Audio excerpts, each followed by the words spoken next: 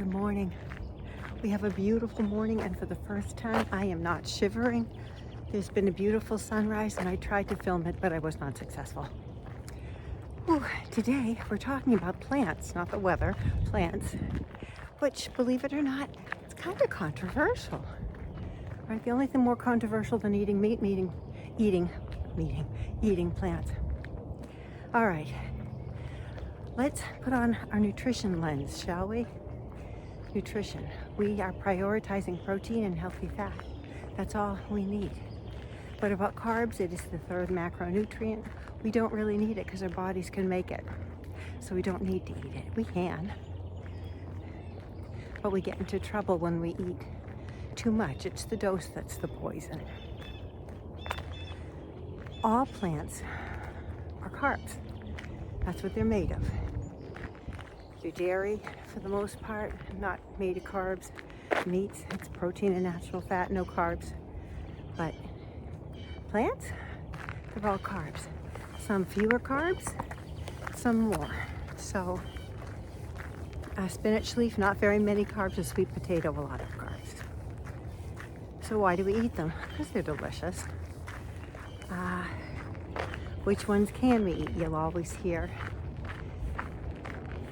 low-carbers tell you to eat meat, dairy, non-starchy vegetables. So those are going to be things like spinach and bell peppers. So what's controversial about those? Well, you're going to hear some, like Tom Brady's health coach tells him not to eat nightshades, like tomatoes and peppers. I think peppers are a nightshade. Oh, well, that's limiting, especially because bell peppers have so much vitamin C also. Did you know that? More than an orange. So what do you do with that advice? I also ate lots of spinach initially, because what could be better for you than spinach? And then you hear people talking about oxalates, too many oxalates, and your body is oxalate dumping and it's very painful. I don't know.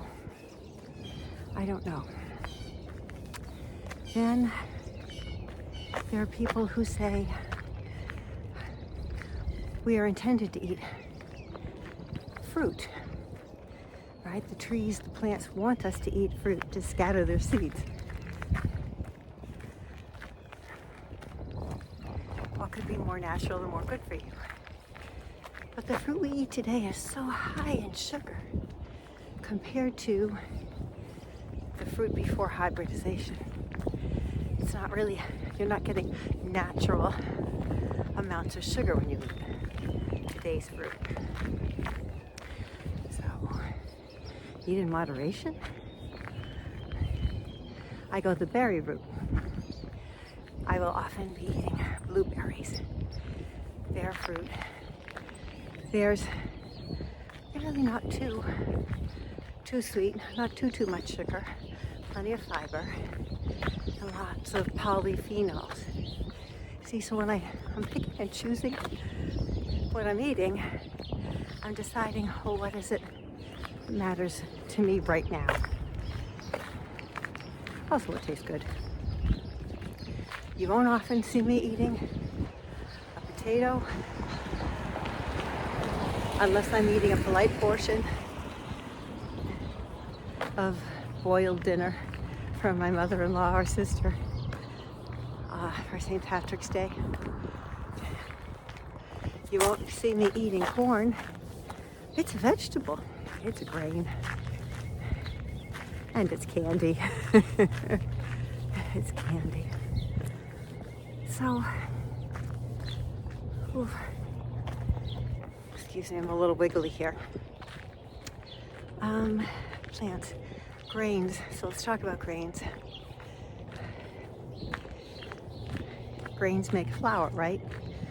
Wheat is ground into flour, and that's the basis for most of our ultra-processed foods right now, honestly, right?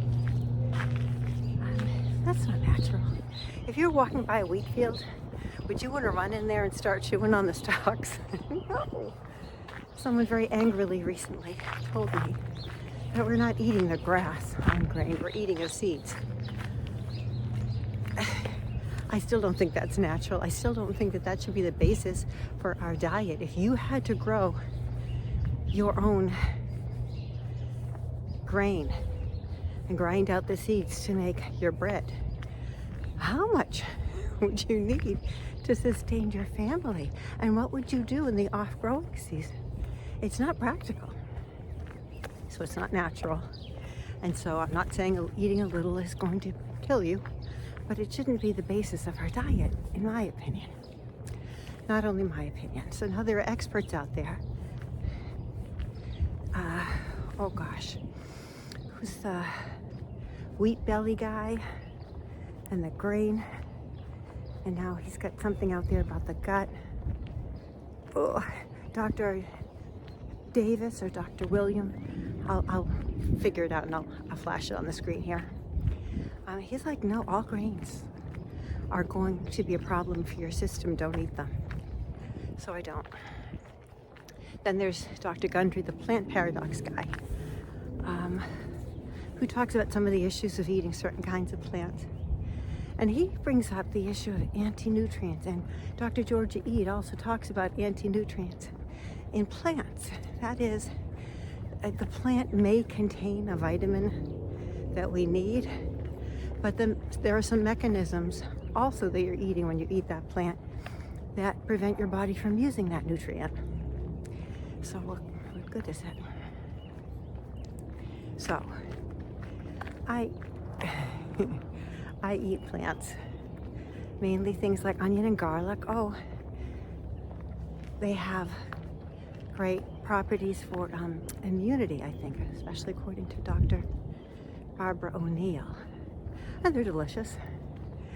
So, and they're not terribly high in carbs. I know onions can be very sweet, but I take that hit. And I do eat nuts actually. Any keto person who does any of the baking of the treats, they're baking with almond flour. Clearly a plant.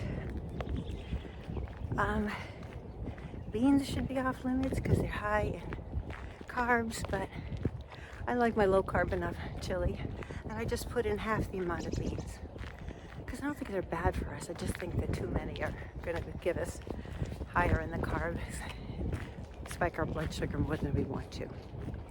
So plants, let me boil it down to this. Carnivores, a little onion won't kill you.